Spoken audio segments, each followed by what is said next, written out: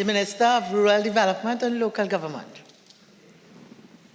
Thank you, Madam Speaker, for allowing us a small and deserved break, Madam Speaker. Yes, Madam Speaker, having just read the motion and with the statement of Her Excellency properly before the House, Madam Speaker, we are here making history. Why do I say that? I don't refer, of course, to the utilization of the Economic Sanctions Act. We've used the Economic Sanctions Act to deliver targeted financial interruption of activities for a number of jurisdictions. The DPKR, that is North Korea, Iran. We've used targeted financial relief under Section 22B of the Anti-Terrorism Act hundreds of times in this country. But Madam Speaker, we are here today taking relief for the people of the Republic of Haiti, Madam Speaker. And that, Madam Speaker, as a CARICOM region, Trinidad and Tobago is following immediately in the footsteps of our forefathers, indeed Eric Williams, the father of this nation. And importantly, Madam Speaker, permit me to single out our own Prime Minister, Dr. Keith Rowley, who holds the Republic of Haiti and the inequalities that the people of Haiti bear on a day-to-day basis very close and dear to his heart. The current leadership of the CARICOM as a unit shares this vision for moving protection for the benefit of the people of Haiti. And Madam Speaker, if you look at the statement of Her Excellency, the President, and you see the four corners of it, we are taking unprecedented action today in areas that many of us can relate to. We are treating with, Madam Speaker, bringing to life Security Council sanctions via the Committee of the United Nations, the permanent representative of Haiti, together with a panel of experts from the UNODC, all agreeing, Madam Speaker, that we are to take collective action globally for the benefit of Haiti. Madam Speaker, it was on the 10th of February 2023 that the members of the Security Council Committee established pursuant to the Resolution 2653 of 2022 concerning Haiti held its first informal consultations. And with the permanent representative to the United Nations for Haiti, Madam Speaker, on the 22nd of February, the United Nations published in a press release its adamant position that the members of the committee were resolved to ensure protection for Haiti. Madam Speaker, if you look to the Conference of Heads of Government of the CARICOM and the statement made on Haiti, February 18th, a week after, just over a week after the UN Security Council met, on February 18th, the Conference of Heads of Government of the Caribbean Community produced a statement on Haiti in the Bahamas cycle at their 44th regular meeting and reiterated that the community must play a leadership role in addressing the deteriorating situation in Haiti. As a member state of the United Nations, and more particularly, Madam Speaker, as a member state of CARICOM, where Haiti is a contributing, participating entity in our Caribbean community, Madam Speaker, I am very pleased that the Honorable Prime Minister, leading our cabinet, took the decision to bring to life relief for the people of Haiti by the introduction of targeted financial action against individuals named in the Security Council resolution. Now, Madam Speaker, it's quite interesting. The resolution adopted by the UNSCR on the 21st of October 2022, Madam Speaker, noted their concern, this is the United Nations Security Council, with the economic, security, human rights, humanitarian, and food security crisis in Haiti, and stressed the responsibility of the governments of the world, Madam Speaker, because we are all pursuant to Chapter 7 of the United Nations Charter, we are obliged to introduce United Nations Security Council's resolutions. There are 15 of them. Trinidad and Tobago, in fact, has treated with 4 of them. We've dealt with ISIS, Al-Daesh, etc. in the 1273 and other issues familiar to us under the Financial Action Task Force, the Anti-Terrorism Act, Section 22B. We've dealt with the Democratic People's Republic of North Korea. We've dealt this afternoon with the Iran sanctions in 2231. And today, we're bringing to life the 4th of those 15, which is in relation to Haiti, Madam Speaker. And what are we saying? We are saying that after years of Haiti's suffering, that we as a member of an international organization, we as CARICOM members, we as leaders in CARICOM, we in Trinidad and Tobago will bring to life our economic sanctions order against, at this point, 1 individual.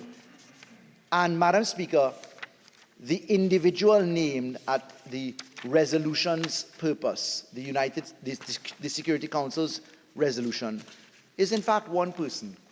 And what will follow here, Madam Speaker, is we will actually be targeting a gentleman, a man by the name of Jimmy Cherizier, also known as Barbecue.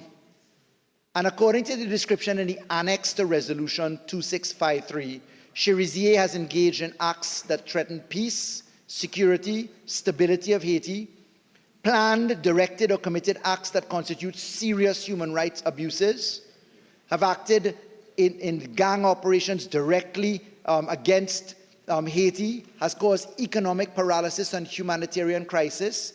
And Cherizier, that 1 individual at this point, that 1 person, the subject of the annex that we're treating with today, in Her Excellency's statement, is to be targeted by every financial institution in the Republic of Trinidad and Tobago, is to be known by our financial intelligence unit, is to be known by the banking sector. All assets, all monies, all transshipments, all matters to the benefit and aid of this named individual are to be treated with seriously by the people of Trinidad and Tobago, with freezing orders, with property freezing, with money freezing, with in-transit travel ban issues going on as well, Madam Speaker, because unless we do our part in the CARICOM matrix to protect Haiti and the people of Haiti, Madam Speaker, then we are just simply failing in our obligations. It is not good enough to rely upon the bard's words, Haiti, I'm sorry. It is not good enough to celebrate Toussaint de l'Ouverture and the freedom that Haiti brought at the time that happened when we looked at what the first successful revolution looked like, and centuries later to reflect upon decay and catastrophe in a CARICOM member, Madam Speaker. Dare I say, this sort of targeted action in the CARICOM is unprecedented, Madam Speaker.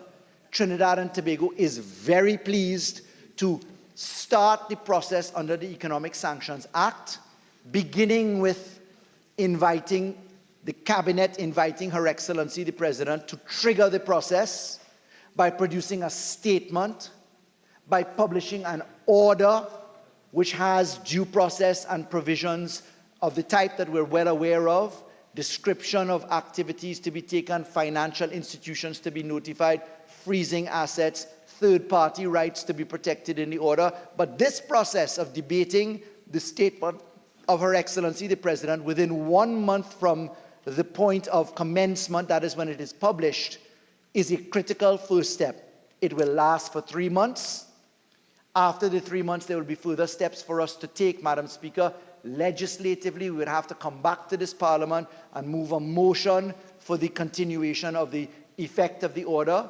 Initially, the United Nations Security Council resolution is that we should start with 1 year, but perhaps it is we may very well move that the prohibitions contained in the order continue in effect until revoked, Madam Speaker.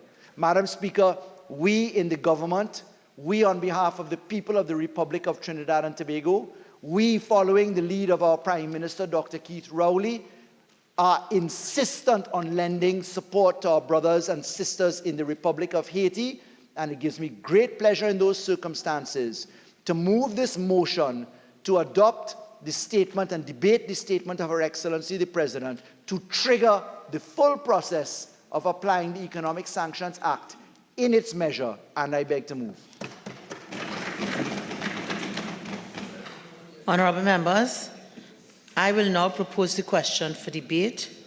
Be it resolved that the statement of Her Excellency the President, pursuant to Section 4, subsection 4 of the Economic Sanctions Act, Chapter 8105, setting out the specific grounds on which the decision to make the economic sanctions implementation of United Nations Security Council Resolution 2653/2022 on the Republic of Haiti Order 2023 was based, be approved. The member for Naparima. Thank you very much, Madam Speaker. As indicated by the previous speaker and by your good self, we are here to debate the statement by Her Excellency pursuant to Section 4.4 of the Economic Sanctions Act, Chapter 8105, which sets out specific grounds which the decision to make the economic sanctions on the Republic of Haiti Order 2023 was based. Madam Speaker, before I begin, I could say that we support the resolution, we support the statement by the President, and because the order is made to ensure compliance with Trinidad and Tobago's obligations under Articles 2 and 25 of the United Nations Charter, which respectively mandates, and we all know that resolutions of the Security Council are binding on all member states of the United Nations. So it respectively mandates each member state to fulfill in good faith the obligations assumed and agree to accept and carry out the decisions of the United Nations Security Council in accordance with the present chapter. So we basically support the resolution before us today. Before we get in, a few points I wish to make today, I would like to just give a little background to this resolution, because the resolution statement by the President lays out the background and the reasons for, and it speaks about gangs. And in that regard, Haiti is a member of CARICOM since 2002. We therefore have an obligation, both because of the fact that we have a member of the United Nations and we have to carry out a UNSC resolution, and secondly because Haiti is part of us.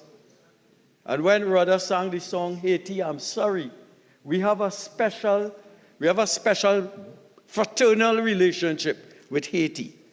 This resolution comes in the context of what is going on in Haiti and why the Security Council had to act and why Her Excellency had to send us a statement. And I was reading from the Guardian of the United Kingdom about how dire the situation is in Haiti. And it says, and this article was written on the 12th of January, and I want to stick a pin and note that date, because one of the points I wish to make will relate to the fact that this article gave an indication of what obtained and what still obtains in Haiti as of January this year.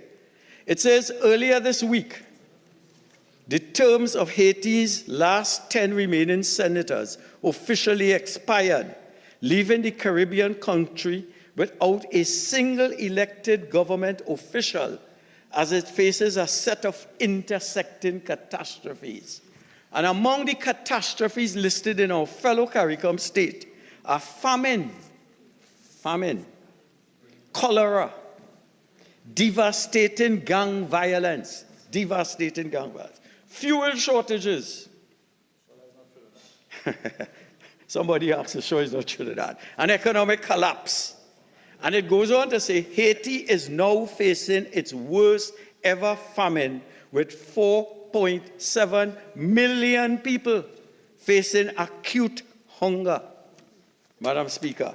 So we are talking about essentially a crisis in a fellow CARICOM state.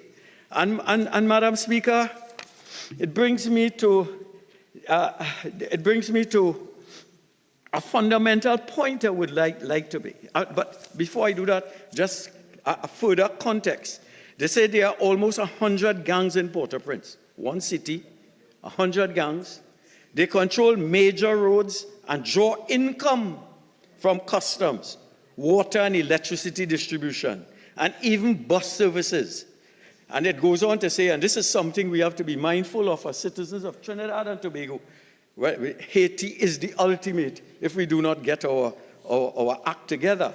They say membership in gangs has become so desirable for some young men that some gangs have waiting lists for new recruits, gangs with waiting lists. And in all of Haiti, with over 11 million fellow CARICOM citizens, there are only 500 soldiers. And the police appear impotent. And the article goes on to say there are two solutions: ending the gang's power, which relates to why we are here today, and holding a meaningful election. So this brings me to the first problem I have today. Madam Speaker, we are here because this government has, notwithstanding the protestations of the acting Attorney General about our urgency and the importance, and we acted with requisite expedition. Once again, for a CARICOM country that is suffering, that has no law and order, it is the Hobbesian state of nature, where life is nasty, brutal. Women are raped, left, right, and center. And, Madam Speaker, why? We ask the question, why did it take so long to come to this House? Today we are here to discuss UN Security Council Resolution 2653, as elaborated by Her Excellency's statement. The UN Security Council Resolution 2653 was adopted at the United Nations on October 21st, 2022. We're talking about urgency. We're talking about women getting raped. We're talking about breakdown of total law and order. And we're talking about concern for a fellow CARICOM state. Since October 21st, 2022, it is now June 20th, 2023, 8 long months later, and we are now discussing sanctions against Haiti. And we ask the question, what happened? Why are we always so late? And it comes back to the point that this government is proficient in wasting time. If they were well-functioning government, one that is ahead of themselves, one that is taking a radar and a view of all that is taking place in the global community, particularly affecting CARICOM and ourselves, we ask a well-functioning government, one that is ahead of themselves. Both Iran and Haiti would have been discussed in April. In April, Madam Speaker. So the question we ask is, why did it take 8 months before action was taken on this? As stated in Her Excellency the President's statement, United Nations Security Council Resolution 2653 requires countries to, and I want those opposite and Trinidad and Tobago to listen to this. This is what the Security Council resolution required of us: to freeze without delay. Without delay. And I have that in caps here. The funds or other assets off, and to ensure that no funds and other assets are made available directly or indirectly to, or for the benefit of, any person or entity designated by or under the authority of the United Nations Security Council. So you have the United Nations Security Council looking at CARICOM and seeing utter chaos and telling the world that we must act immediately without pause. And my government waits 8 months to discuss what we are going to do with Haiti. Madam Speaker, UN Security Council Resolution 2653 was unanimously adopted at the UN on October 21st, 2022. So we are asking today, Madam Speaker, why the delay?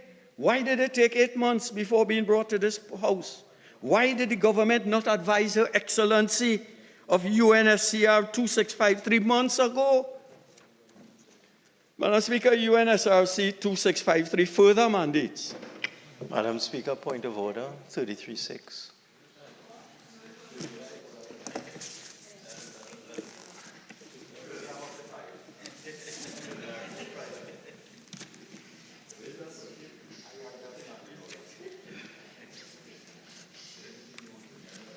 Member?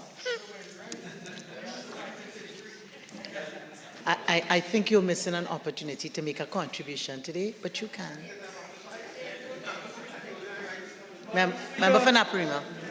If the finance minister would manage our HSF with the proficiency with which he disturbs, without the relevant standing order, we will be much better. I rise on standing order 48.1. I'm sure, having regard to the little exchange, we could take a little humor to diffuse it, and I'm sure Naparima, having those important points to make, wouldn't take us on a long streak. Continue, Member for Naparima. I'm hurt, Madam Speaker, because if we study the history of Haiti, and they had to pay France reparations, and it is our people, and we must help them. We must help them.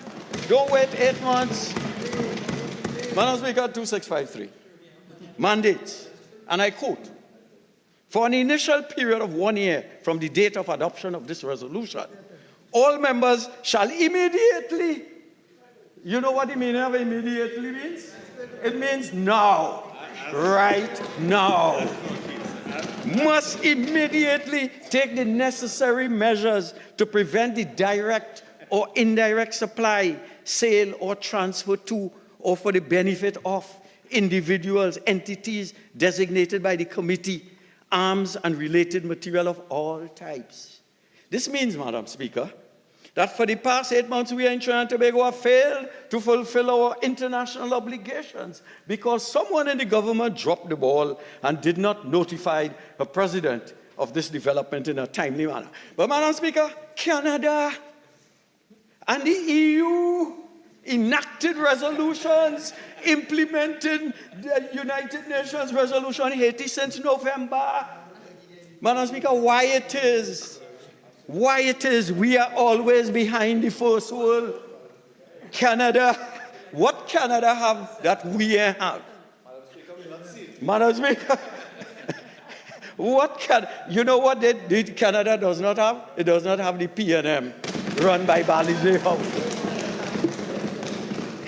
But it's not only Canada, it's the EU, that the country that has us on their blacklist. That the Minister of Finance told us if we pass certain laws, we will get off the list. We run quick and pass it, and we still on the blacklist. Dropping the ball. Madam Speaker, but not only Canada, not only the EU, my learned friends, but the UK. The United Kingdom supported new UN sanctions in Haiti and enacted necessary regulations in December 2022 to give UNSCR 2653 effect. Why it is? And they always tell me that I compare myself and go Barbados, but I am a proud, dignified citizen of Trinidad and Tobago. I do not, I studied in Canada and they're not better than me. Any one of us, look, my friend, his son just went to Canada, first class honors, beat all the Canadians. But when we come in this parliament, we have to deal with the Lavantil West. Madam Speaker, the motion states, Madam Speaker, when I read this first paragraph of the motion before us, and whereas there is grave concern, and I'm quoting, about the extremely high levels of gang violence and other criminal activities, including kidnappings, trafficking in persons, and smuggling of migrants. What that sound like? Right? And homicides, and sexual and gender-based violence, including rape and sexual slavery, as well as ongoing impunity of the perpetrators, corruption and recruitment of children by gangs, and the implications of Haiti's situation for the region. Madam Speaker, this motion is so important that this is a learning lesson for the entire cabinet and for the Minister of National Security and the Attorney General. It sounded eerily similar to the direction Trinidad and Tobago is taking under this PNM administration. I will say no more on that, Madam Speaker. The motion before us further states, and whereas it has become necessary to take measures to ensure compliance with our international obligations, end of quote, why has it only just become necessary? What has changed? Or which international body alerted the government to this misstep that resulted in them scuttling 8 months later to ratify this thing? When the government enacted sanctions against Iran 2 months ago, Madam Speaker, they knew then, as they knew now, that Haiti was on the radar. Madam Speaker, Iran came before Haiti, and I asked the question about priorities. How could you prioritize Iran when you came in earlier this year? How could you prioritize Iran in front of Haiti? Why didn't you not bring them simultaneously or successively as you did today? The UNSCR has also sanctions against entities in Libya, the Democratic Republic of Congo, Somalia, and others. Will the government also be bringing those to the House? Do they even know the extent of our international obligations concerning the implementation of these sanctions? Or do they need someone from FATF, or the UN, or the EU, or the United States State Department in respect of the Tier 2 one-off opportunity not to be downgraded to Tier 3? Point 3. Her Excellency's statement listed a number of requirements under UNSCR 2652 of 2022. Trinidad and Tobago is required under UNSCR 2653, 2022, page 2 of the President's statement, to freeze assets of designated person or persons. We're told today is one person, what's his name? One person, I'll get his name shortly, to ensure travel ban and arms embargo to be implemented on persons responsible for threatening the peace, stability, and security of the Republic of Haiti. 3, ensure that all funds, financial assets, economic resources within Trinidad and Tobago are frozen if they are directly or indirectly connected in any way to the persons or entities listed in the annex of the UNSCR 2653. Now, Madam Speaker, it was so important that, the day this thing was ratified at the UN, we should have immediately been taking steps. He has 8 months to hide his money, duck, run away, because we are now doing it much later. Her Excellency further stated on pages 4 and 5 of her statement that the order makes provision for judicial oversight through the Attorney General applying to a High Court judge for a freezing order. It also makes provision for procedures to be in place for a number of circumstances surrounding the freezing and unfreezing of funds. The question therefore arises, is everything in place for the immediate operationalization of this order? 8 months late, and we're doing it today. Do we have to wait another 8 months to get our act in order to deal with what is necessary to operationalize the laws? Madam Speaker, one of the problems the EU has with us, as international institutions have with us, as the US State Department has with us, is the inability to operationalize laws on our books. Madam Speaker, they tell us, the United States tells us that laws that were passed in 20 relating to human trafficking, Not one person, more than 5, 6, 7, 8 years ago, not one person has been convicted. Not one. And we hear the Attorney General coming with a sweeter legislation. I pass this, I pass that, I do this, I do that, and you are arresting nobody and you are locking up nobody. I set a talk. This is talk because we are asking you, for heaven's sake, forget the talk. Act. Freeze. If the man has anything in Trinidad, the person you talked about is one man. So it shouldn't be hard for you to find out. In fact, the minister should have been telling us today that over the 8 months, while we were slothful in coming with things to Parliament, we were doing the necessary work, and we know that he has assets in Republic Bank, in Rodney Charles Bank, in the Finance Minister Bank, and we have taken steps with the High Court yesterday. As soon as we pass this today, we're going tomorrow to seize A, B, C, D, and D. Not at all. They just come here, gallery, talk, pass log, go home and sleep. And it hurts, you know. It hurts. Now, Madam Speaker, I have some other points, but I won't state it. All I will ask, we support, for heaven's sake, do something. Lock up somebody. You know, stop some asset. You know, talk to the banks and find out. Do a scan of all the banks. Find out if this individual had money and lock him up. If because he's wreaking untold damage on a fellow CARICOM state. I thank you, Madam Speaker. Member for Port of Spain South. When I saw the antics of the honourable member for Naparima, I thought he was auditioning for either All Stars or Despas, the way how he was moving, or he was doing the parachute. Because, Madam Speaker, his antics, it was legendary. Now, Madam Speaker, the honourable member for Naparima has quoted an article from The Guardian. I suppose it's the UK. He will not read the Trinidad Guardian. He will read the UK Guardian. But I want to commend to him some erudite reading from CLR James called The Black Jacobin, sir, because his presentation belies a certain, I want to be neutral and kind, a deficit of intellectual memory.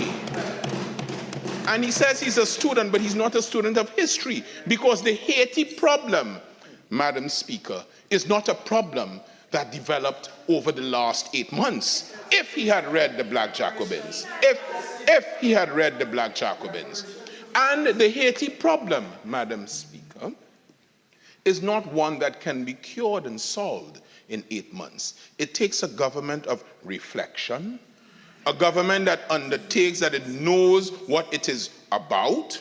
And I hope in his other aspects of endeavors, the honourable member for Naparima is not as premature as he was today. I hope he takes his time. Premature. So, the background of this motion that we are debating today stems from the numerous challenges, Madam Speaker, including political and social turmoil, economic hardship, and the lack of stability that has characterized Haiti for over 100 years. And the United Nations Security Council Resolution 2653 of 2022 has recognized that. The submission by the honourable member on the other side is, well, you took 8 months to do it, but now that you're doing it, you're not locking up anybody. No, that again is counterintuitive. The government takes its time, because as a former member of parliament used to say, hurry dog does eat raw meat. I remember that. And, Madam Speaker, in response to the situation in Haiti, the international community has imposed economic sanctions to exert pressure on an individual and individuals, cohorts of that individuals involved in activity that undermines Haiti's stability and hinders its progress.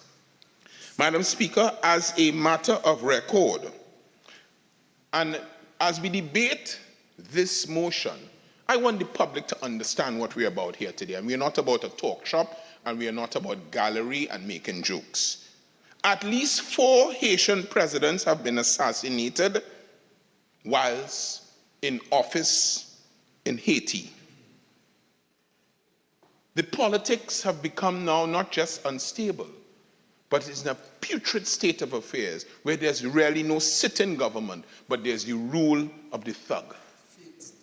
And although it is like that, we must remember that these are our neighbors.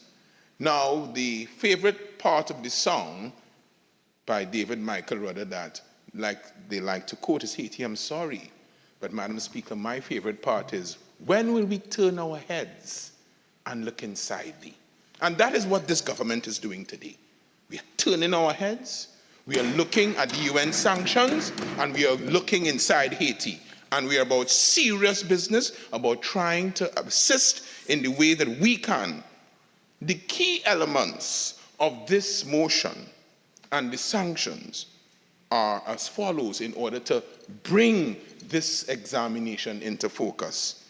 There's an asset freezing element. There's a travel ban element. There is also, Madam Speaker, an arms embargo element and a trade restriction. What that will do and the implications and relevance of this are as follows. It will promote stability and security because of the nature of the sanctions, which will curtail the activity and the resources, the ability to gain resources of the individual who's undermining the very basis of Haitian society. It will encourage accountability in the sense that, Madam Speaker, the economic sanctions serve as a means to promote accountability for those who are responsible for human rights violation. It will support democratic governance because it will remove the rule of the gun and try to encourage the reinstatement of a democratic government and a democratic state called Haiti. It involves international cooperation. And what the Honorable Member for Naparima has not stated is that this effort is an international effort where member states are cooperating with respect to Haiti to bring them out of the situation that they found, or that Haiti has found itself. Madam Speaker, the sanctions regime, apart from aiming to do these things, this acknowledges that Haiti is part of our Caribbean brotherhood, and Trinidad and Tobago has a commitment to the stability of Haiti. We have a commitment to ensure that we have returned to Haiti and to the people in all of that submission. What about the people? Because the people in Haiti, they are suffering. Madam Speaker, famine affects people. Disease affects people. And what is not being said? When the rule of the thug and the rule of the gun is in place, aid that is going to Haiti that's supposed to reach the people who are most vulnerable, who needs it the most, it's not reached. It's taken and it's peddled on the black market. It means, therefore, that Haiti will never come out of the situation that it's found themselves in, and it is not something that has developed overnight. It is something, Madam Speaker, if Toussaint Louverture could speak from his grave, he would speak to. If Dessalines can speak from his grave, he will speak to. If Henri Christophe can speak, he will speak to. So I will commend to the members on the other side the reading of the Black Jacobins. I have 2 copies. And it's relevant even now, you see. Madam Speaker, you try, you lead the horse to water, but you can never make it drink. So he prefers to read something on Google than to read C.L.R. James. I am not surprised. So, Madam Speaker, in concluding, We wish to say on this side that the economic sanctions and the implementation of the United Nations Security Council Resolution 2653 of 2022 on the Republic of Haiti represents a collective effort by the international community to address the challenges faced by Haiti, including political instability, security concerns, human rights violation, and corruption. These sanctions aim to promote a democratic government whilst discouraging activities that hinder the progress of Haiti. The issue of Haiti is a troubling. Madam Speaker, when the crisis came in the Ukraine, there was a drive, I will not, in one of the school attended by a teenage daughter of mine. I said, well, you have to make, there was a drive to make a donation. And she said to me, what about Haiti? You have me donating to the Ukraine, give me money for Haiti. And I had to double dip because Haiti is always on our minds. And it will be remiss of me in closing not to say, Madam Speaker, that this government, in honoring its commitment to one of its CARICOM siblings, is taking positive activity to alleviate a situation that has existed for over 200 years. But time, Madam Speaker, is longer than twine. I thank you. Minister of Rural Development and Local Government. Thank you, Madam Speaker. Madam Speaker, we are ad idem. We agree that this is a very important resolution requested of this House. Naparima has stood in usual fashion to chastise the government. Theatrics and antics. Young people will say he looked like he was bogling. Dance hall in the House, Madam Speaker. He cried, what has this government done? He accused us of being slothful, Madam Speaker. Why did it take them so long between October to now, Madam Speaker? Madam Speaker, for the record, while the member for Naparima was whining and dining in the United Nations at the expense of the people of Trinidad and Tobago, the pursuit of happiness for Naparima then appeared to be to persuade Marie Le Pen, a far-right nationalist of the French government, with an anti-African policy, to accept the aid and succor of the member for Naparima. Madam Speaker, that is the track record of the member for Naparima. That track record did not find itself in agitating then Prime Minister Kamla Persad-Bissessar to accept the resolutions of the United Nations. Madam Speaker, the Economic Sanctions Act, into which this statement pours, is one of the mechanisms for targeted financial sanctions. The honourable member had nothing to say for 5 years and 3 months because perhaps he was being polite. You don't speak with your mouth full, eating the food of the people of Trinidad and Tobago, Madam Speaker. At least the honourable member surely learned that, because not a single listing happened for 5 years and 3 months in relation to ISIS, in relation to terrorism, in relation to any of the United Nations Security Council resolutions. None. And what happened, Madam Speaker?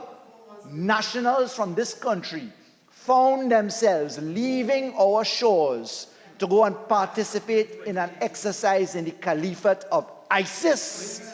And this honourable member wants to come and tell us about dereliction of duty, Madam Speaker. We take no advice from Marie Le Pen, aid and succor Naparima, eating from the plates of the people of Trinidad and Tobago as he did, Madam Speaker. No advice from that honourable member, because he will be judged by his track record, Madam Speaker. Track record. Imagine the honourable member was positioned by the member for Siparia in the United Nations where all of the United Nations Security Council resolutions on terrorism were being disseminated month after month, week after week, and that honorable member couldn't be bothered to stop eating her food to tell the honorable Prime Minister then to do something about it. Madam Speaker, Standing Order 48.8, this motion is not about the opposition and it's not about MP Charles. 48.1, please. Overruled. Yes, Madam Speaker. So, Trinidad and Tobago needs to understand on this occasion who is telling us the story, Bogle style and all, dancehall tripping and all, Madam Speaker, because the member for Naparima is not the example that the government takes. Now, Madam Speaker, it is a matter of record that on February 23rd, 2023, the Cabinet Secretary indicated that Cabinet had accepted the recommendations of the Honorable Attorney General. And the note to Cabinet, February 22nd, 2023, was for the adoption of the economic sanctions. Madam Speaker, let's get the correct timeline. Trinidad and Tobago, coming out of a pandemic, insistent upon the region operating for food security, the region operating for energy security, the region leveraging its collective power for vaccines and public health. The regional approach to Haiti was critical. The note to Cabinet is February 22nd, 2023. This is exactly 12 days after CARICOM issued its collective statement. And we stand behind Dr. the Honorable Keith Christopher Rowley, the Prime Minister of this country, in ensuring that CARICOM moves first. You see, Madam Speaker, that encouragement of CARICOM moving as one, for the record today, we in Trinidad and Tobago are the first CARICOM country to take action behind the United States and England and the European Union. We're the first CARICOM country. In the Prime Minister of this country saying, CARICOM brothers and sisters, let us move as one, let us stand united, the 22nd of February is 12 days after February 10th, Madam Speaker. We didn't have the odium of a Prime Minister telling the rest of the CARICOM, we are not an ATM, we are not your bank, go from here, Madam Speaker. We didn't have the odium of a political leader who didn't turn up to CARICOM meetings, Madam Speaker, and took no part and parcel of it. Instead, Madam Speaker, Trinidad and Tobago taking the first step under the economic sanctions order as we do today is demonstrative of the Prime Minister of this country taking this issue seriously, by our Cabinet since February approving these economic sanctions, Madam Speaker, of our Prime Minister ensuring that Trinidad and Tobago moved together with the rest of CARICOM, Madam Speaker, and we weren't eating our food with Marine Le Pen, borrowing far-right policies of exclusion of people of color and different skin tone, Madam Speaker. We were not involved with that, Madam Speaker. That is for the likes of people like Naparima, Madam Speaker. That's for the likes of people Madam like Speaker, Naparima, Madam Speaker, I rise on Standing Order 48.6. The only person eating enough food is the person who's receiving rent. Please continue. Thank you, Madam Speaker. Madam Speaker, the legitimacy of the aim of this bill to organize strength in numbers in the CARICOM region, where today CARICOM moves in a way that it never has before. My colleague, the Honorable Stuart Young, is now in Suriname treating with energy issues for CARICOM, Madam Speaker. Dr. the Honorable Amory Brown is one of the most respected ministers of foreign affairs and CARICOM affairs in the Caribbean, Madam Speaker. Dr. the Honorable Keith Christopher Rowley, the member for Diego Martin West, is one of the most respected prime ministers, Madam Speaker. Let me tell you why I make these statements. Not out of grandiose self-aggrandizement, Madam Speaker, but rather because the world of the United Nations bothered to elect into the highest office for this year a representative from the Republic of Trinidad and Tobago, unanimously, Madam Speaker. Unanimously. And no jack in the box could ever stand in the public of Trinidad. Just. In terms of the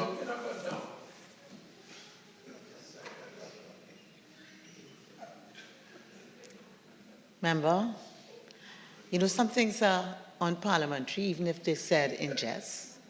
Okay? So the innuendo hasn't escaped me. Please find another way to say that. All right? The defense, I don't think the defense of the member for Laventille West helps. It's required, Madam Speaker. Madam Speaker, the bobbings, the weavings, the intellectual dishonesty, Madam Speaker, is not something that we associate ourselves with, Madam Speaker. We leave that to others. But Madam Speaker, February 22nd, 2023, 12 days after the CARICOM unified position to treat with this issue, today, the Republic of Trinidad and Tobago in its parliament taking the lead in CARICOM as we do, Madam Speaker, that is what you call putting action into effect, words into action, Madam Speaker. One thing I'm absolutely confident about, the international arena, contrary to what Naparima has said on the record today, did not and has never chastised Trinidad and Tobago for not implementing laws under this government. It, in fact, blacklisted us for operational failure under the UNC. And that was by way of a fourth-round mutual evaluation conducted in January 2015 when Trinidad and Tobago completely failed its Financial Action Task Force review, Madam Speaker. Just as the failure by Global Forum started under Senator Larry Howard. Madam Speaker, I'm responding. 48-1. The member is all over the place now. Point of President 48-1 you raised? Overruled. Yes, Madam Speaker. And in wrapping up as I do, and in answering the direct statements from Naparima, I am saying there is no odium that this government has not done what it has. In fact, Madam Speaker, under this government, we receive full passing grades from the Financial Action Task Force. Under this Minister of Finance, we had to re-engineer the cycles for review of the Global Forum because commitments were not met by the last government. I will say in relation to this motion, this resolution before us, Madam Speaker, that we are proud to stand in the gap for the people of Haiti, Madam Speaker, and with those words, I beg to move. Honourable members, the question is, be it resolved that the statement of Her Excellency the President, pursuant to Section 4, subsection 4 of the Economic Sanctions Act, Chapter 8105, setting out the specific grounds on which the decision to make the economic sanctions implementation of United Nations Security Council Resolution 2653/2022 on the Republic of Haiti Order 2023 was based, be approved. All in favor say aye. Aye. Any against? The ayes have it. Leader of the House. Thank you very much, Madam Speaker. Madam Speaker, as a formality and on behalf of the Deputy Speaker, I have the honor to lay the statement of Her Excellency the President on the economic sanctions, implementation of United Nations Security Council Resolution 2653 of 2022 on the Republic of Haiti Order 2023.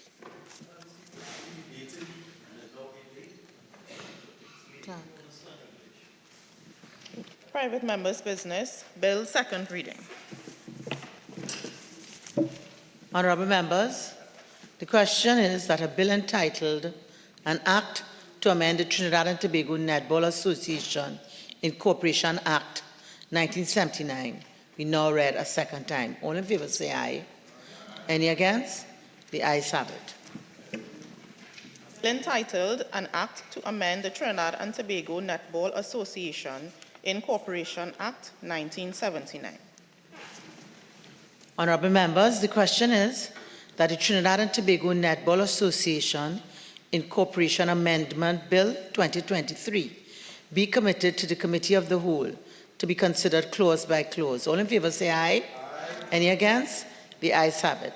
This House will now go into the Committee of the Whole to consider the bill clause by clause. This bill has 2 clauses and a preamble.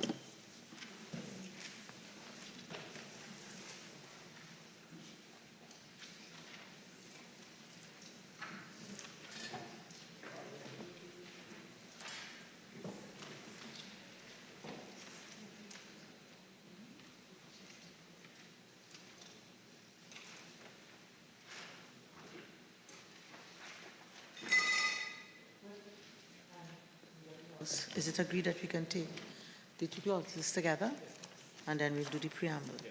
Yes. Proceed. Clauses 1 and 2. The question is that clauses 1 and 2 stand part of the bill. The question is that clauses 1 and 2 now stand part of the bill. Those in favour say aye. Aye. Those against say no. I think the ayes have it. Clauses 1 and 2 now stand part of the bill. The preamble.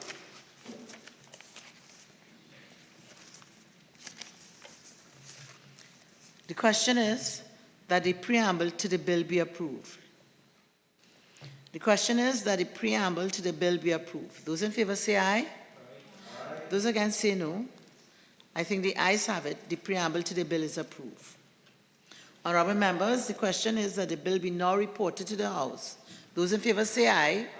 Those against say no. I think the ayes have it.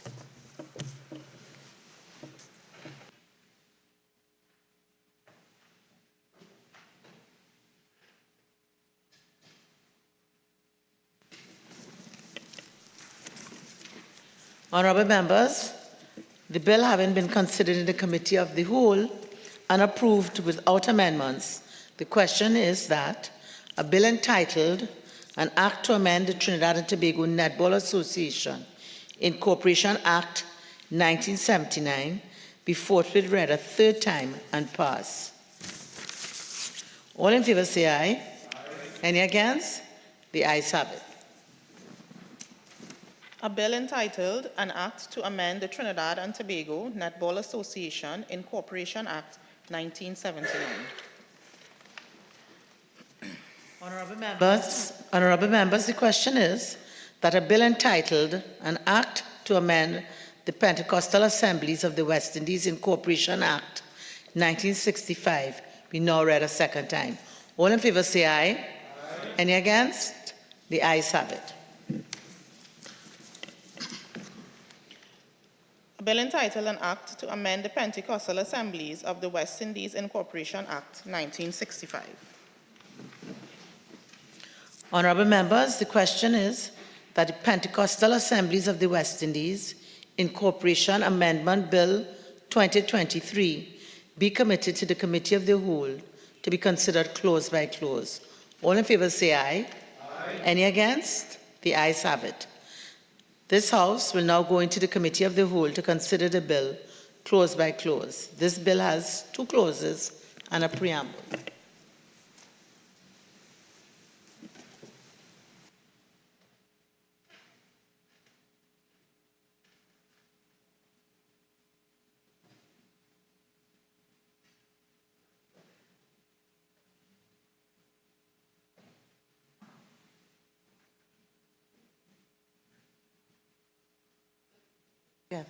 Yes.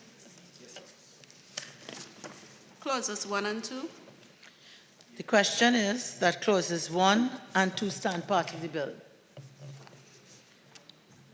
The question is that clauses 1 and 2 now stand part of the bill. Those in favour say aye. Aye. Those against say no. I think the ayes have it. Clauses 1 and 2 now stand part of the bill. The preamble. The question is that the preamble be approved. The question is that the preamble be approved. Those in favour say aye. Aye. Those against say no. I think the ayes have it.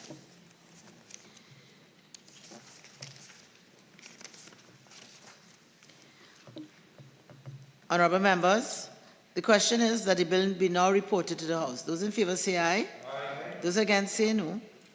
I think the ayes have it.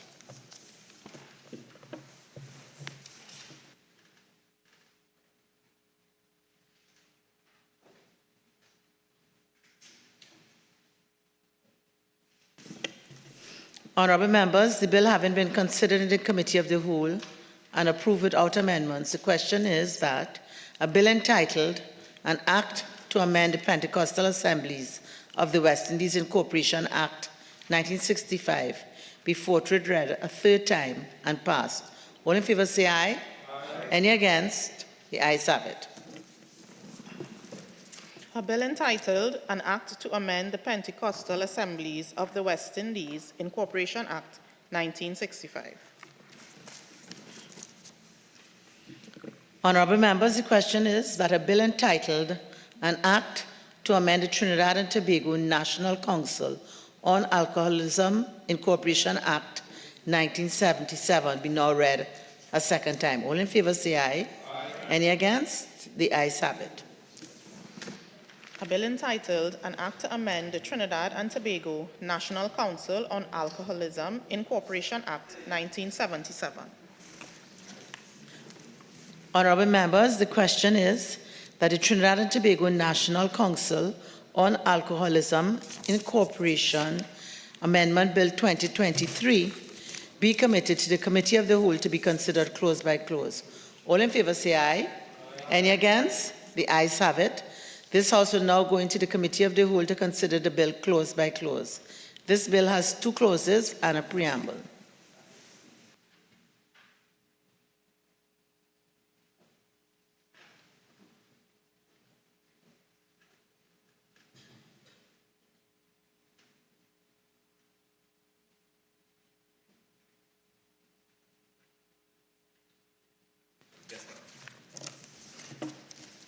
Clauses 1 and 2. The question is that clauses 1 and 2 stand part of the bill. The question is that clauses 1 and 2 now stand part of the bill. Those in favour say aye. Aye. Those against say no. I think the ayes have it. Clauses 1 and 2 now stand part of the bill. The preamble. The question is that the preamble be approved. The question is that the preamble to the bill be approved. Those in favour say aye. Aye. Those against say no. I think the ayes have it. The preamble to the bill is now approved. Honourable member, the question is that the bill be now reported to the House. Those in favour say aye. Aye. Those against say no. I think the ayes have it. This committee is now adjourned.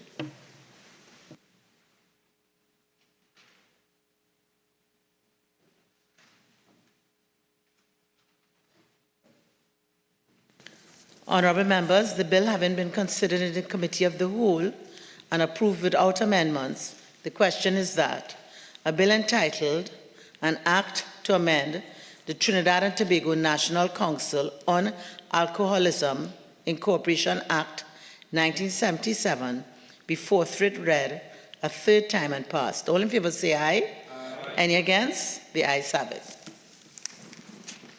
A bill entitled An Act to Amend the Trinidad and Tobago National Council on Alcoholism Incorporation Act 1977.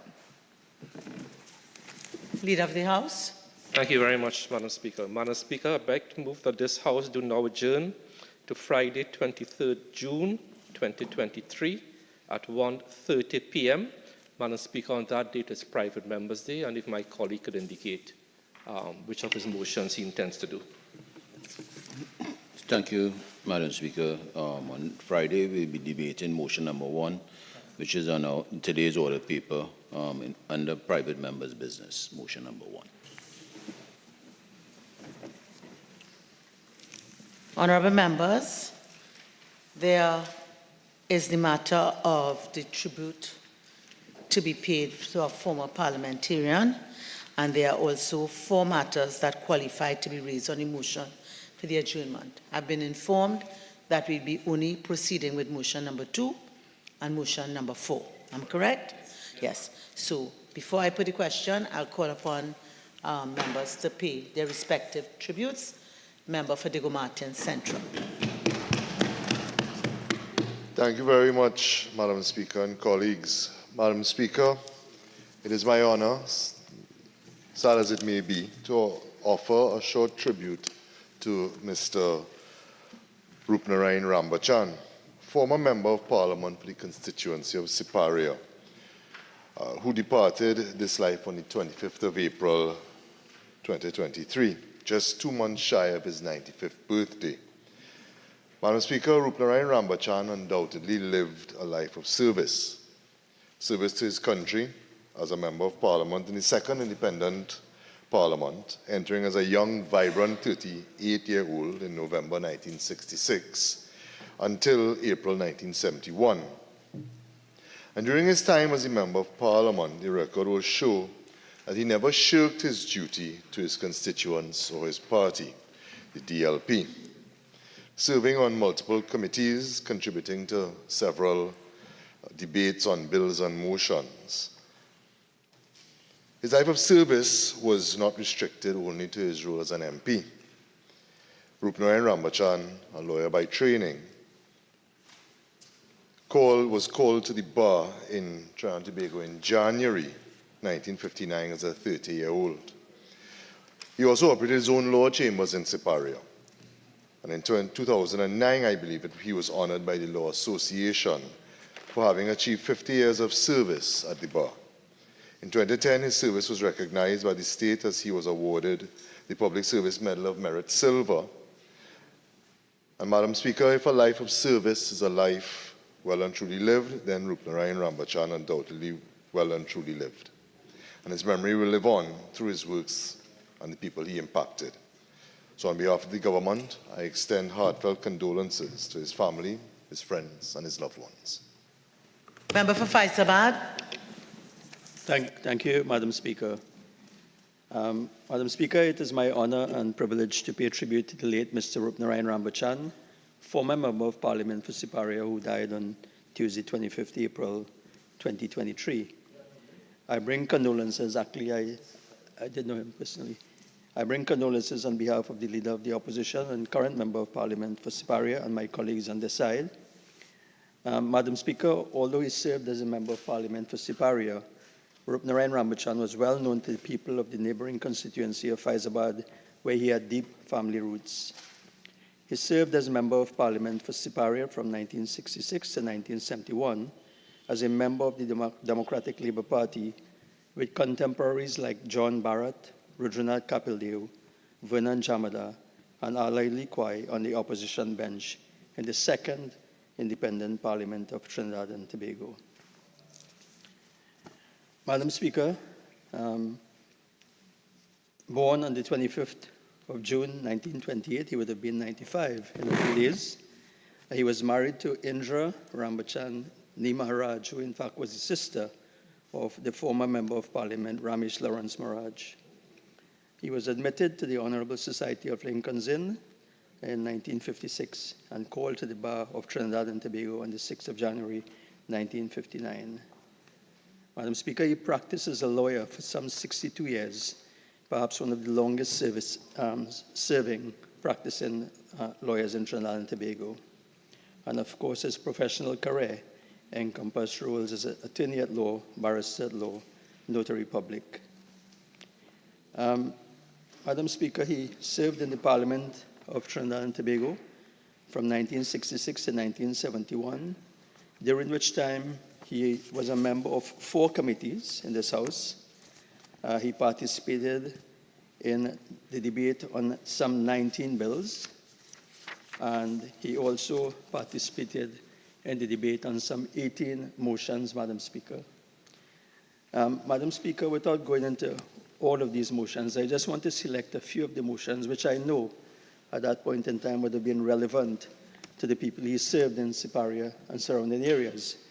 And some of these motions included agricultural lands with respect to oil pollution. Madam Speaker, at that time in the community of Faizabad and Siparia and so on, the issue of oil pollution and oil spills was indeed a big issue that affected residents.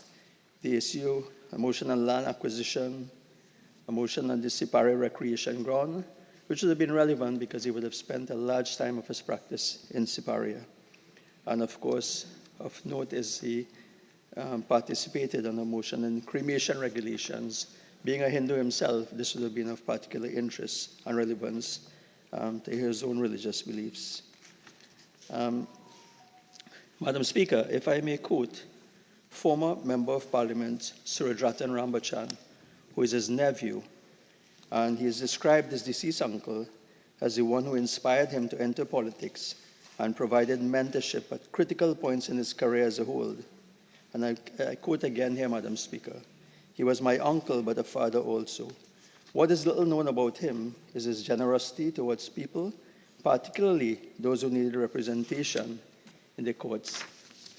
He was a lawyer who settled matters out of court by bringing parties together, perhaps practicing alternative dispute resolution, ADR as we now call it, long before it became institutionalized. He understood the culture of the people he served and used it to resolve many difficult family issues in the community he served. Indeed, Madam Speaker, he was a recipient of the Public Service Medal of Merit in 2010. Madam Speaker, he was also known as the Sipare magistrate.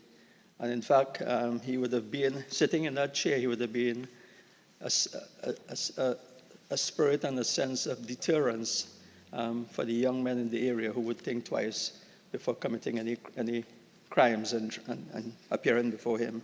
So he kept the younger boys out of trouble in Sipare and Faizabad. I had the privilege of knowing Mr. Ramachan personally. In fact, my last meeting with him was just a few years ago when he attended the 70th birthday of his nephew, Dr. Suraj Rambachan. And I recall him at the age of 91, still being physically active and quite articulate at that age. He was a humble man who served his people and community with pride and distinction. Madam Speaker, he provided the inspiration and stepping stone for others from his very small community of Avocat, Faizabad, Siparia, and for those who wanted to serve at the level of the Parliament, including his own nephew, former Member of Parliament Suradratan Rambachan, former Member of Parliament Chandri Sharma, and myself to some extent, Madam Speaker, all around the same area that we grew up. He was a man who always found time to listen to others, and on many an occasion would meet members of the community at his own home to try to resolve issues in the old-fashioned way of arbitration. Madam Speaker, he leaves to mourn his son Rajendra, himself a sitting senior magistrate, and his 2 grandchildren. On behalf of the Leader of the Opposition, on behalf of my colleagues on this side, and on behalf of myself, Madam Speaker, I extend deepest condolences to his loved ones and pray that his soul may rest in peace. Thank you.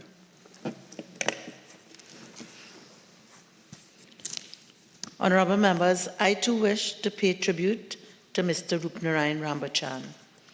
Mr. Rambachan served as an opposition member under the Democratic Labour Party in the 2nd Independent Parliament, November 1966 to April 1971. He was the Member of Parliament for the constituency of Siparia. During his parliamentary term, the late Mr. Rambachan contributed to numerous bills and motions at the Parliament. Some of these bills included the Industrial Stabilization Amendment No. 2 Bill, the Cocoa Industry Rehabilitation Bill, the Municipal Corporations Amendment Bill, National Insurance Registration Bill, and Unemployment Levy Bill, among others. He also contributed to motions on some clearance and housing temporary provisions, rent restriction, exclusion order, cremation regulations, taxis, and taxi drivers restrictions, and many others. Honourable members, in addition to being known for his service to his constituency in the arena of politics, Mr. Rambachan's penchant for service was grounded in his dedication to his profession, law. I'm informed that he has been described by his contemporaries as an, and I quote, influencer par excellence in law, end quote. The late Mr. Rambachan was admitted to the Honourable Society of Lincoln's Inn on 15th October 1956 and called to the degree of utter barrister on 25th of November 1958. Shortly thereafter, he returned to Trinidad and Tobago, and on the 6th of January 1959, he was called to the bar of Trinidad and Tobago. I am further informed that Mr. Rambachan's life was centered around his work, and that his desk and library were his favorite places. His devotion to his profession was such that it was recognized nationally when he was awarded the Public Service Medal of Merit Silver for Law in 2010. I take this opportunity to express my deepest condolences to the Rambachan family during this time of mourning, and I pray that the Almighty grants them peace and consolation during their bereavement. I now ask that we stand and observe a minute of silence as a mark of respect.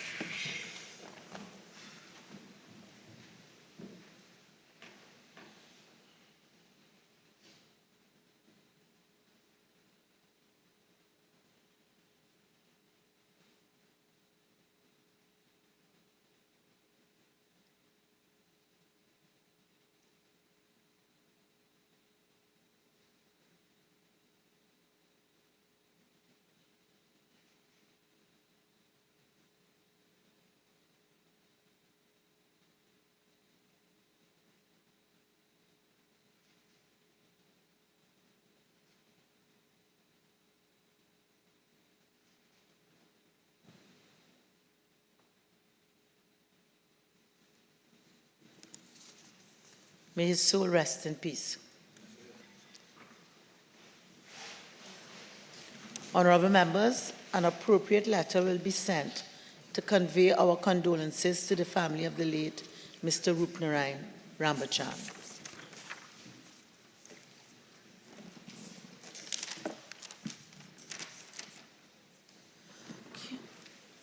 So, member for St. Augustine, motion number 2.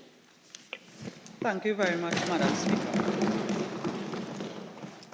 Madam Speaker, my motion, which was filed on the 23rd of May, just close to a month ago, has to deal with the failure of the government to deal with the escalating crime in the train line, Freeman Road Extension, St. Augustine South, which falls in the constituency of St. Augustine. And it is really a plea from me on behalf of the constituents, a plea to the government to intervene in a meaningful way to reduce and put a stop to the murders on the train line and protect the law-abiding citizens in that area.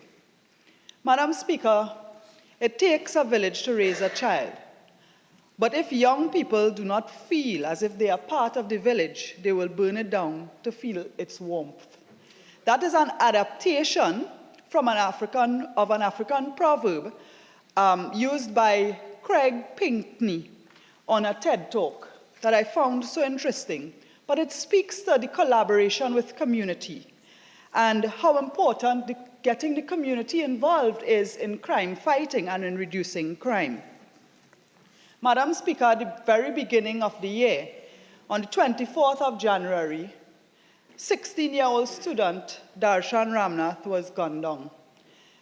Another gentleman by the name of Mr. Shah was also killed on that day. The trauma in the community did not end there.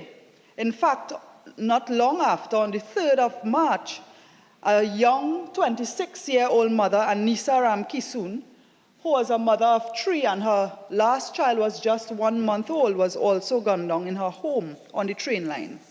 On the 6th of April, Daniel Riley, aged 21, was gunned down, and his girlfriend, who was shot, their unborn baby died as well. On the 26th of April, Dylan Joseph, aged 30, was killed at the roundabout in Caroni. In April, a couple days after that, in the wake of Dylan Joseph, Chris Puran was killed. Chris Puran was aged 24, was killed in the wake. A couple weeks after, Roger Maraj, aged 42, was killed. And you still see these killings happening back to back. But in the midst of that as well, several houses were burnt down, and a vehicle was also burnt. So you had this murder, arson, and complete lawlessness, and residents living in absolute fear. As Member of Parliament, I have written several letters, I have sent emails to the TTPS, to the Commissioner of Police, to the Minister of National Security. I have made numerous public appeals to those in authority because people are living in absolute fear. Some persons have moved out of the area.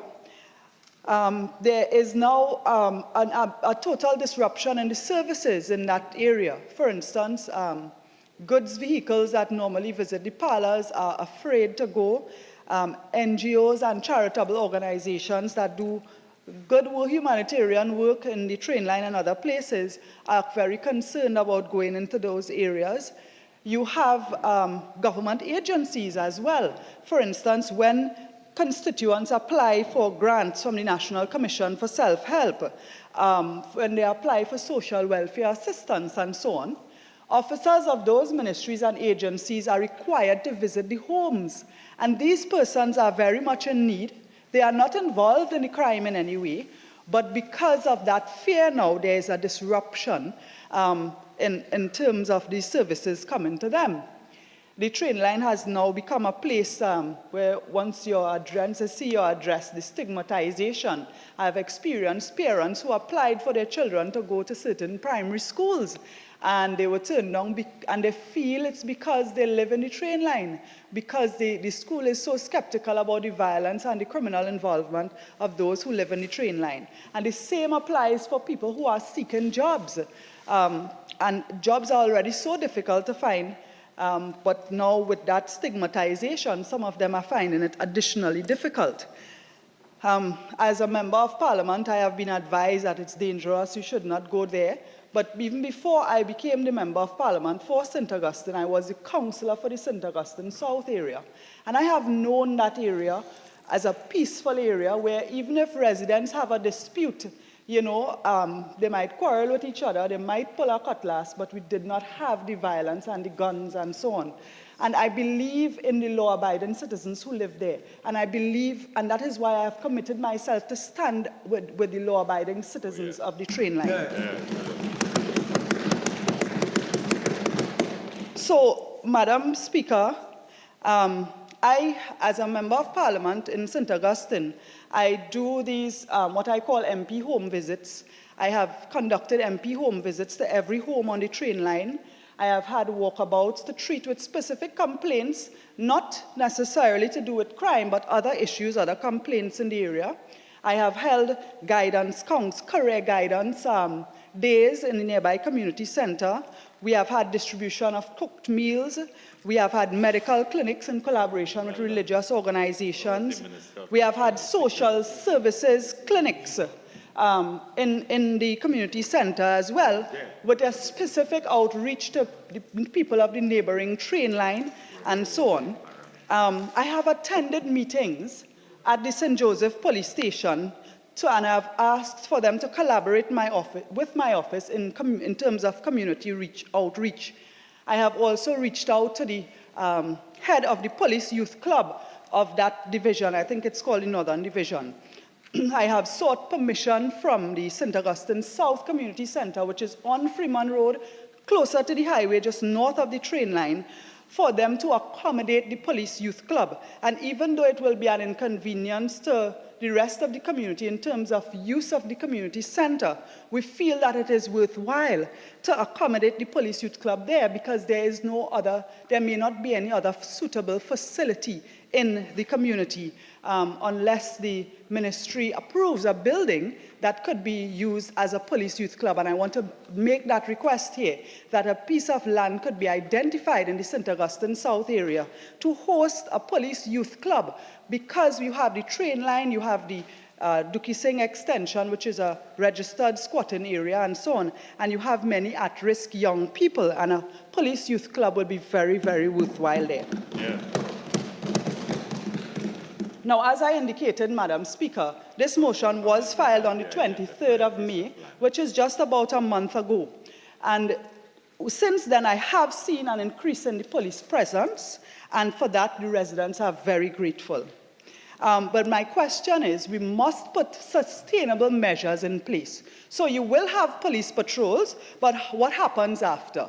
Certainly you will not be able to have an indefinite police presence in that area every day. And so what I am asking for is to see the situation, let us deal with the root of the situation, and let us bring healing to this community, because there are many people who have lost their loved ones.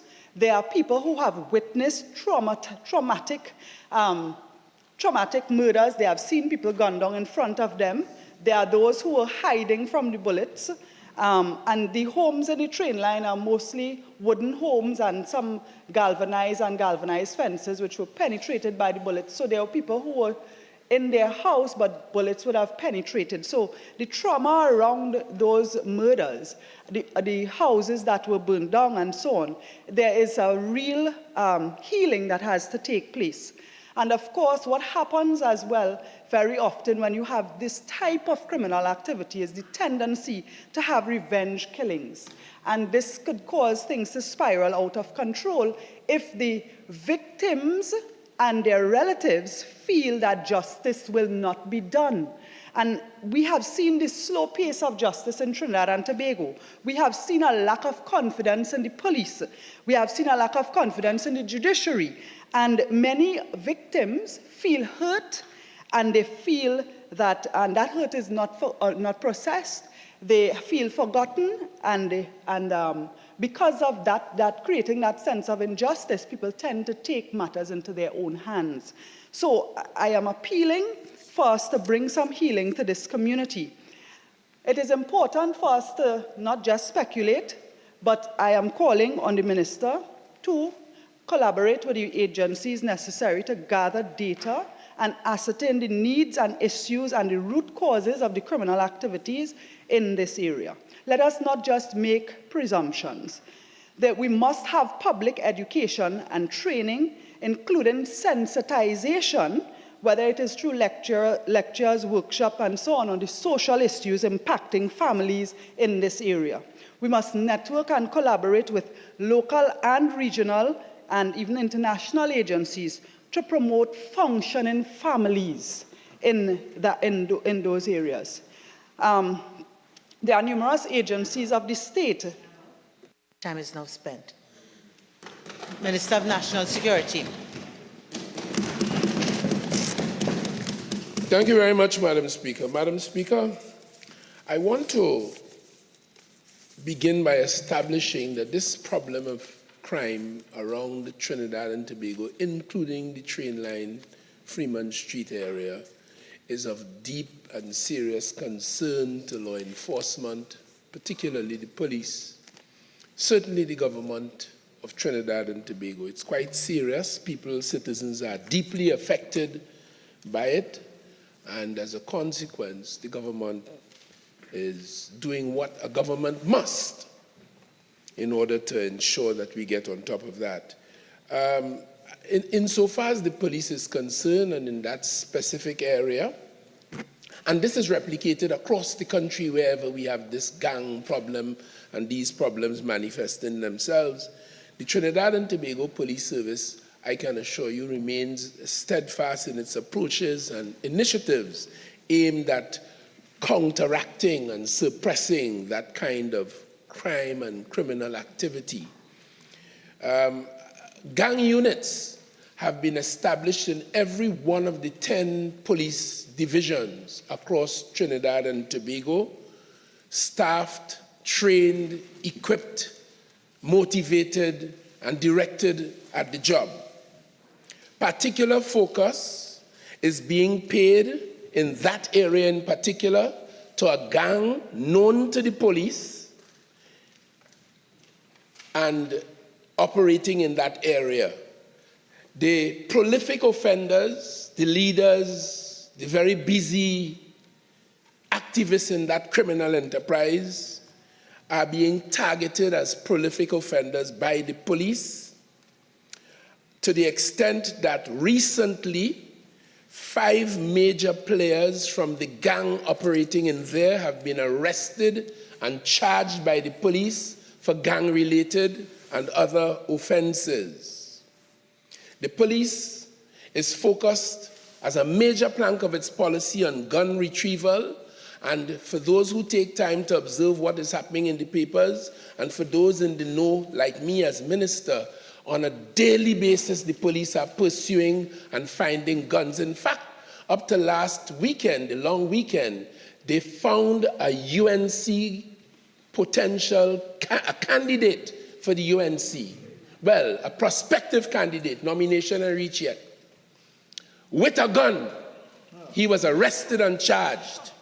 I am sure the member for St. Augustine will know about it and that, but I must report that to you, Madam Speaker.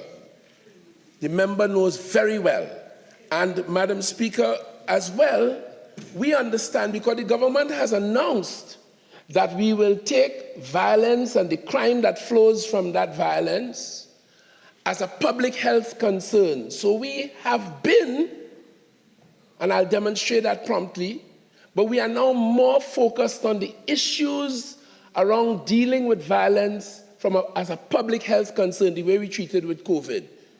Before the baby is born, the kind of family environment it grows in, the nurturing, the education, the home, and all of the things, nutrition to deal with mental health issues of the human person, of communities. Hence the reason why we have stepped up our housing program to build family life in the houses we have been providing in this country since 1961. So when you hear me say, Madam Speaker, we have always been doing it and we are now accentuating it, this is what we are talking about. A health system, seamless. I got a call from someone from St. Augustine who told me that he was in the hospital at the time of the call to enjoy the benefits of a surgery that otherwise he would not have been able to pay for. That is an understanding by the government as to dealing with the issues, the social issues that the member for St. Augustine just spoke about. The Ministry of Social Development, the member spoke about the self-help program, which you will find in the Ministry of Community Development. But in the Ministry of Social Development, there are a whole host of programs and benefits for people who need the support of the state in order to live. The Ministry of Education, doing all that it is doing, providing an opportunity for formal education and technical training and so on. Well, don't talk for the Ministry of Youth Development and National Service, dedicated to young people, including those from Freeman Road and from the train line in St. Augustine, who can all benefit. The member spoke here today about the 97 police youth clubs and would like to have one operating in that area. I'm sure the police will continue to collaborate with her.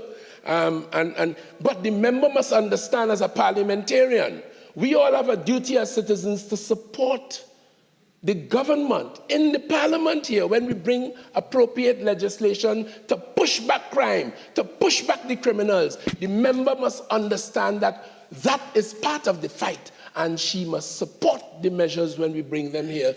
And when I say she, I mean the member for St. Augustine and her opposition obstructionist sometimes. Madam Speaker, the other thing is citizens are expected to assist the police with information, support the police in dealing with it. Citizens shouldn't be calling inmates in the jail before an election and inviting them to favors for political support. Citizens must not do that, and certainly not members of parliament. And if members of parliament, the member for St. Augustine, knows anyone in that area who carries around a gun, it is the duty of the member to protect him in terms of protecting her constituents on the train line, to report it to the police so that the police in their very massive gun retrieval exercise will go in there with clinical and professional expertise and take the gun to make the community safer. All of these things I want to commend to the member for St. Augustine, who pleaded with us here today. And I would like to plead with her that she must give genuine support to the officers, to our efforts as a government.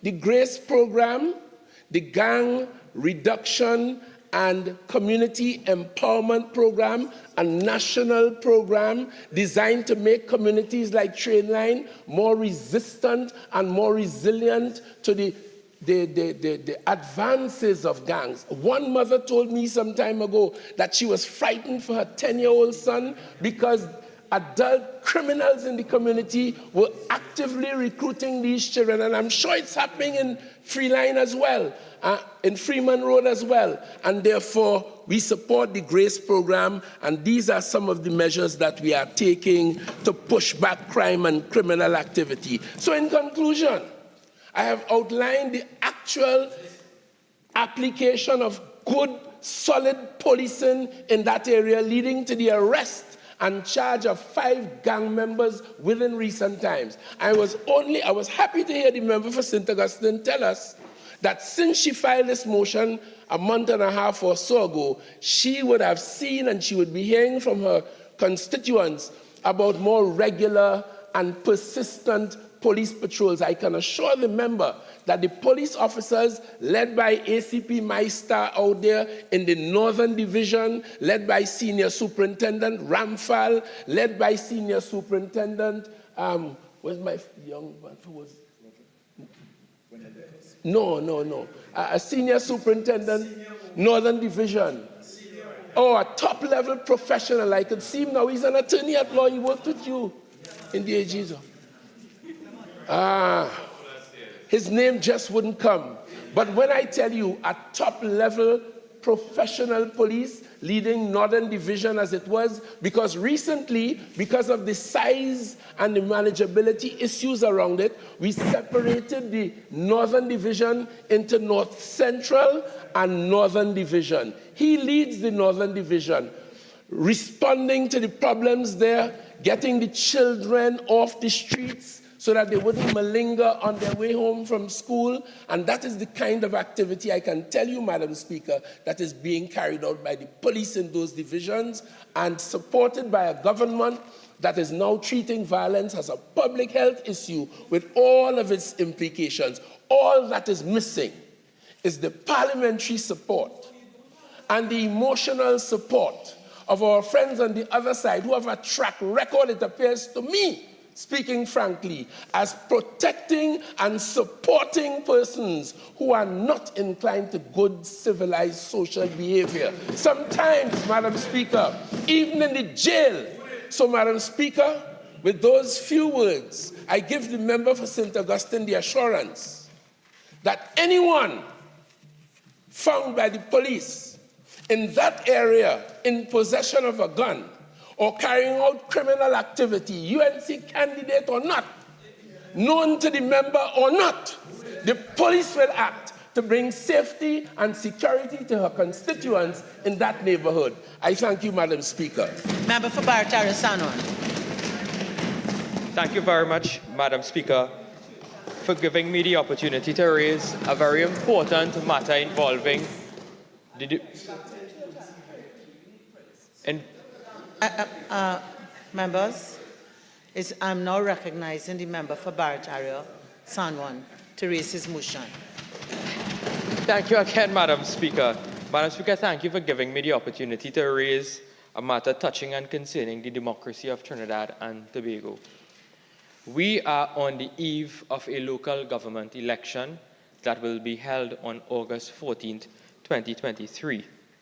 And this motion surrounds the fact that we are asking, we are begging, we are pleading from this government to invite observers for this local government election. This, Madam Speaker, is to ensure fairness, it is to ensure transparency, it is to ensure integrity and trust in the electoral process. Madam Speaker, when the leader of the opposition, the member for Siparia, echoed this call in the public, it was immediately met with rejection and objection by the member for Diego Martin West, the Prime Minister. And immediately, that raised several red flags, Madam Speaker. The fact that we are calling for increased transparency, increased accountability and fairness in the electoral process, and then the ruling government says, no, we are not going to invite international observers for this election, Madam Speaker, that raises red flags in this entire process. But I'm not here to discredit any organization. I'm not here to discredit any person. What I'm here to do today, Madam Speaker, is to ask this government to add an extra layer of transparency in the electoral process on August 14th. Madam Speaker, there are several reasons that I've premised this particular motion on, because this is no ordinary election. There's a lot at stake in this particular election. And a lot is at stake because this election would not have been called if it was not for a decision of the Privy Council where there was a challenge in terms of the application of a particular law to extend illegally the terms of councillors and aldermen and the terms of councils of the local government system. This government fought tooth and nail, Madam Speaker. They fought in the High Court. They fought in the Court of Appeal. They fought in the Privy Council. They even came to the Parliament and fought, and they lost at all stages.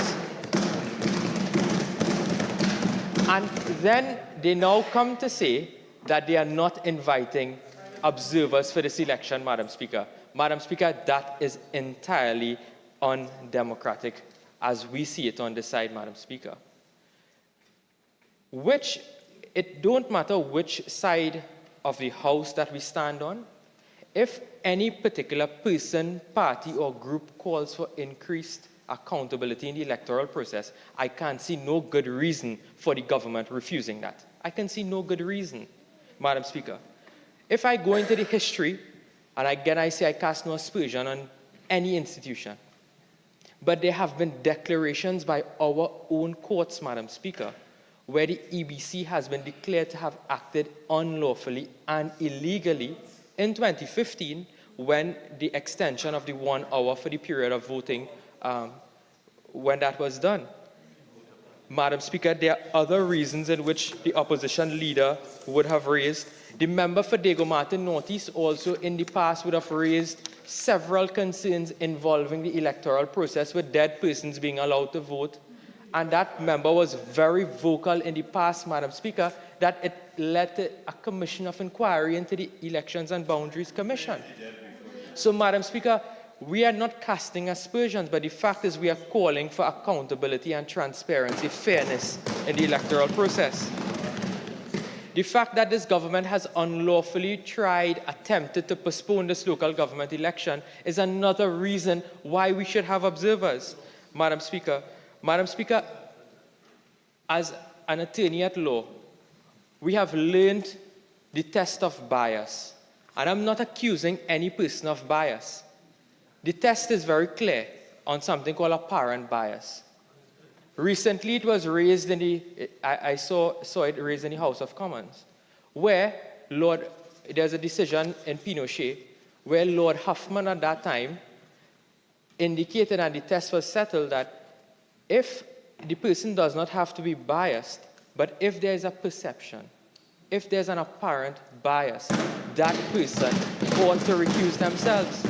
And Madam Speaker, I raise this in the context of currently a senior official in charge of the entire electoral process is the family member of a senior official of the People's National Movement. Madam Speaker. Madam Speaker, they will have an opportunity to respond to respond to the facts that I've placed on the record, Madam Speaker. And Madam Speaker, that is a test of apparent bias. The fact that the facts speaks of Members, I'm sure somebody from the government will have an opportunity to respond to this motion. I would like to hear the member for Barachari Sanwal. Continue. Thank you very much, Madam Speaker. Madam Speaker, again, I say I cast no aspersions, but the facts speak for themselves. The facts speak for themselves in this particular matter. Madam Speaker, we are here at crossroads. This election, I said, there's a lot at stake in this election on August 14th, and I can see, as I said before, there's no good reason for this government to not invite observers. The election is about over 2 months away, Madam Speaker. There's enough time. When we had asked for election observers in the 2020 general election, again, there were no election observers in that particular election. But I want to take back the government in the past, I have an article in my hand here dated the 3rd of June 2015, and it is a Trinidad Guardian article which says the PNM issues SOS for election observers. So today, Madam Speaker, we are now issuing an SOS for election observers. And then Opposition Leader Dr. Rowley, in a letter dated May 29th, he wrote an international body, the Secretariat, the Commonwealth Parliamentary Association Secretariat, making a clarion call for electoral observers, asking for an entire mission to be in Trinidad and Tobago to observe that 2015 election. And I hear the Prime Minister like to say we like to write too much letters all over the world. But here is the Prime Minister writing letters in 2015 asking for election observers, issuing an SOS, save our souls, Madam Speaker. But Madam Speaker, I know the right-thinking people of Trinidad and Tobago will hear our SOS, save our souls from the PNM, save it. But in order to do that, Madam Speaker, we must have a secured, we must have a fair, and we must have a transparent electoral process. And I thank you very much, Madam Speaker, for allowing me this opportunity to raise this issue on behalf of every citizen of Trinidad in this local government election. Minister of Rural Development and Local Government. Thank you, Madam Speaker. Madam Speaker, my learned friend, the Honourable Member for Barataria Sanwan, has said that there's an SOS to be called in relation to the local government elections. And then the Honourable Member says, no aspersions cast, it's okay, and then holds up a trump card to say somebody in the PNM related to somebody in the EBC. Madam Speaker, this is not the first time we have heard the members opposite make that allegation, and on every occasion that it was made, first in relation to Maxi Coffee being related to another coffee spelled differently. Madam Speaker, not an ounce of it turned out to be true. And Madam Speaker, I say that without fear of contradiction because Trinidad and Tobago, if it's one thing the UNC does, is that it runs to court on every occasion. And in running to court on every occasion, 90% of the time losing the matters, Madam Speaker, one thing that happens is that it has been proven that our courts are transparent. Now, Madam Speaker, let's deal with the mischief that the Honourable Member raises. The Honourable Member seeks to compare the then Leader of the Opposition, now Prime Minister Dr. Rowley's call for an SOS in a general election, holds up, Barataria Sanwan holds up the supposed relationship of undisclosed and unknown people, just make it up, and compares that to Project Icons, Gregory Bissessa, and Cambridge Analytica, now proven by the world to be true in the 2015 general election, and seeks to draw a comparison that Prime Minister Rowley's call as Leader of the Opposition is an SOS of similar nature to what they say now. Madam Speaker, the Elections and Boundaries Commission, which has the role and function of supervising the local government structure pursuant to the law, Madam Speaker, which is Chapter 2550, the Election and Boundaries Commission, Local Government and THA Act, triggers the Election and Boundaries Commission to produce reports. The Elections and Boundaries Commission is a creature of the Constitution. Section 70, 71, and 72 of the Constitution see the Elections and Boundaries Commission, and they are deeply entrenched provisions pursuant to Section 54. Section 54 of the Constitution sets up that to amend any aspect of Section 70, you need a two-thirds majority of the Parliament. To amend any aspect of Section 71 and 72, dealing with the EBC, you need a three-quarters majority.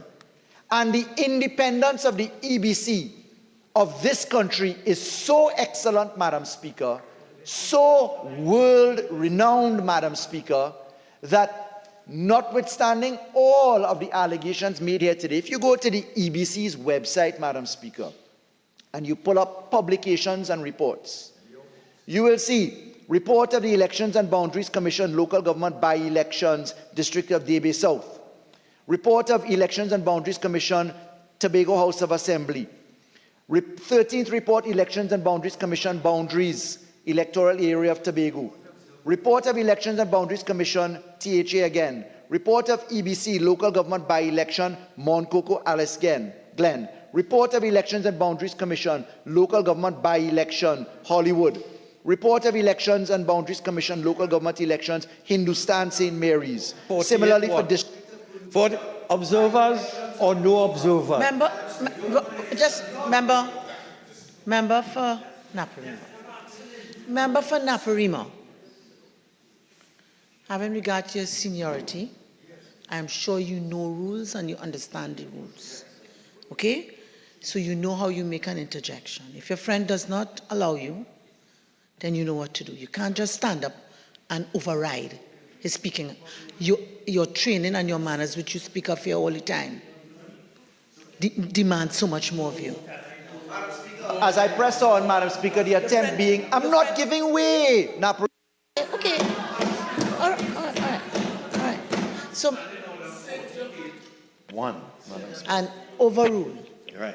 Speaker, all of these EBC reports, notwithstanding the attempt to burn time by interruptions, Madam Speaker, demonstrate umpteen reports of report after report of our EBC with not an ounce of complication, be they local government elections, THA elections, or general elections, Madam Speaker, since 1962 Constitution, 76 Constitution, Madam Speaker.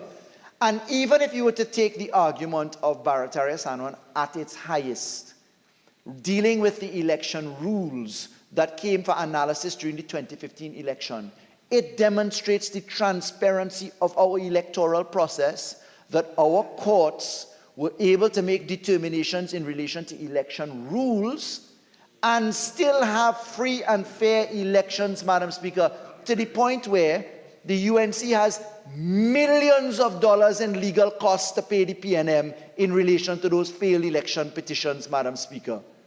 Now, Madam Speaker, should anyone just capitulate and receive election observers simply because the UNC says so? The argument that my friend opposite brings is that this government was not calling elections unless the court said so. Madam Speaker, there was no determination by any court anywhere that the law on reform was illegal. There was an interpretation that the law did not apply to incumbents. That's what the Privy Council decision, which reversed the Court of Appeal and High Court, said. The election on the interpretation, the interpretation on the election was that it did not apply to incumbents, Madam Speaker. Madam Speaker, our EBC is transparent.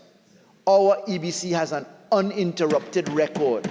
But what my friend does here is that the member is pouring scorn on the entire media corps in Trinidad and Tobago.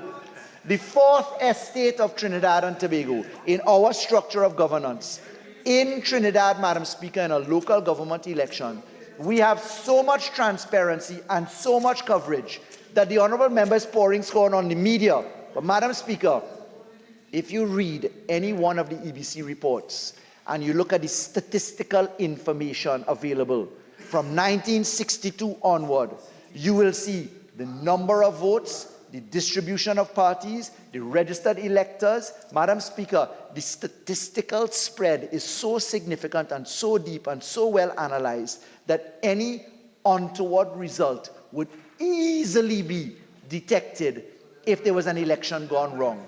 Madam Speaker, the opposition, we understand their call for election observers, because that is what they want in the UNC internal elections. They don't really need it in a local election, Madam Speaker. We are not a party that is in open internecine warfare with itself.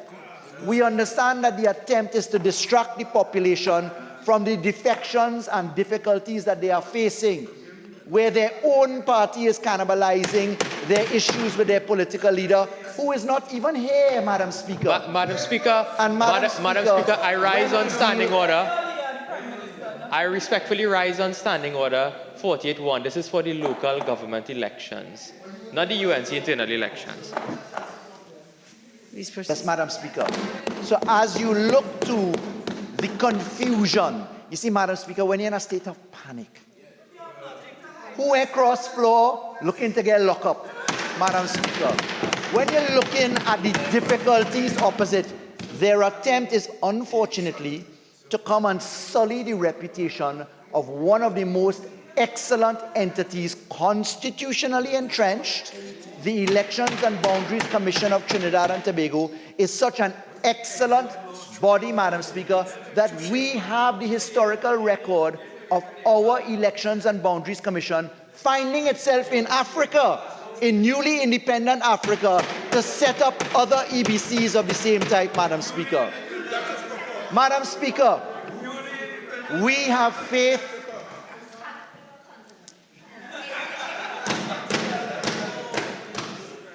Member for Naparima, I think sometimes you really, in your exuberance, forget where you are.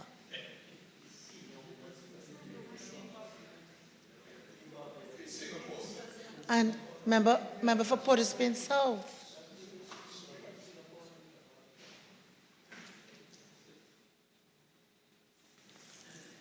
Speaker, we have faith in the independent body that is the Elections and Boundaries Commission.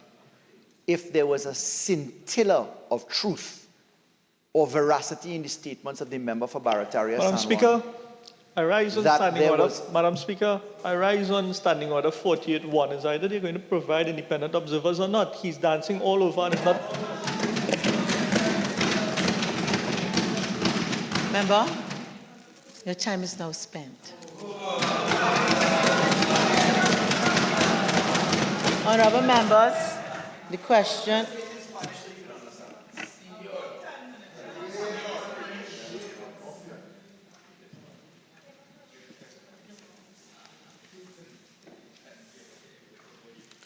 Honourable members, the question is that this House do now adjourn to Friday, June 23rd, 2023 at 1:30 p.m. All in favour say aye. Aye. Any against? I think the ayes have it. This House now stands adjourned to Friday, June 23rd, 2023 at 1:30 p.m.